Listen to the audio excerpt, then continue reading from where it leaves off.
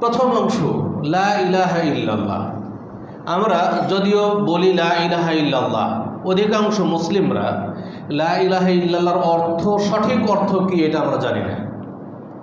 আজকে যদি মুসলিমদেরকে প্রশ্ন করা হয় মা মা'না লা ইলাহা ইল্লাল্লাহ, লা ইলাহা ইল্লাল্লাহর অর্থ কি, তাহলে 100 জনের মধ্যে 98 জন উত্তর দেবে লা ইলাহা ইল্লাল্লাহ অর্থ হলো আল্লাহ ছাড়া কোনো মাবুদ নাই। মাত্র 2 জন, 100 জনের মধ্যে 2 জন উত্তর দিতে পারে যে আল্লাহ ছাড়া সত্য কোনো মাবুদ নাই। তা আল্লাহ ছাড়া কোনো মাবুদ নাই আর আল্লাহ ছাড়া সত্য কোনো মাবুদ নাই। অধিকাংশ মানুষের বিশ্বাস আল্লাহ ছাড়া কোনো মাবুদ নাই। এটাই হচ্ছে লা ইলাহা ইল্লাল্লাহর অর্থ। আসলে আল্লাহ ছাড়া দুনিয়াতে বহু মাবুদ আছে। মাবুদ কাকে বলে এটা যদি বুঝেন তাহলে বিষয়টা ক্লিয়ার হবে।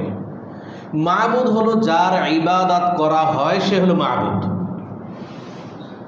ধরেন সিজদা হলো ইবাদত, যে সিজদা করছে সে হলো আবেদ, ইবাদতকারী। যাকে সিজদা করা হয় সে হচ্ছে মাবুদ। আচ্ছা এখন বলুন, আল্লাহ ছাড়া দুনিয়াতে কি অন্য কাউকে সিজদা করা হয় না? আল্লাহ ছাড়া বহু কিছু সিজদা করা হচ্ছে, আল্লাহ ছাড়া বহু কিছুর ইবাদত করা হচ্ছে। যেমন দুনিয়ার মানুষ, দুনিয়াতে যারা হিন্দু সম্প্রদায়, এই যে দুর্গা পূজার উৎসব হয়ে গেল সাম্প্রতিক, কালকে শেষ হলো। দুর্গা পূজার উৎসব হলো, এরা কি মূর্তিদের ইবাদত করেনি? যারা নিজ হাতে মূর্তি বানিয়েছে, নিজেই তার পূজা করে আবার নদীতে গিয়ে ডুবিয়ে দিল, এরা তো এই মূর্তির ইবাদত করলো, মূর্তির পূজা করলো। আজকেই সকালেই যখন নিউজ দেখলাম তখন দেখলাম যে বহু হিন্দু সম্প্রদায়ের তাদের মায়ের কাছে কত কিছু আকুতি মিনতি করলো। মা তাদের অনেক দেশে শান্তি ফিরিয়ে নিয়ে আসবে, তাদের মধ্যে থেকে যত খারাপ কিছু সবগুলোকে বিদায় দেবে, তাদের কামনা তাদের মা সব কিছু করবে। এই যে তাহলে ইবাদত আল্লাহ ছাড়া অন্য কিছু করা হয়।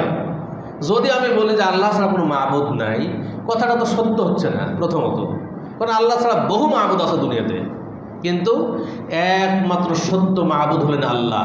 আল্লাহ ব্যতীত যত মাবুদ দুনিয়াতে আছে সবগুলো বাতিল মাবুদ।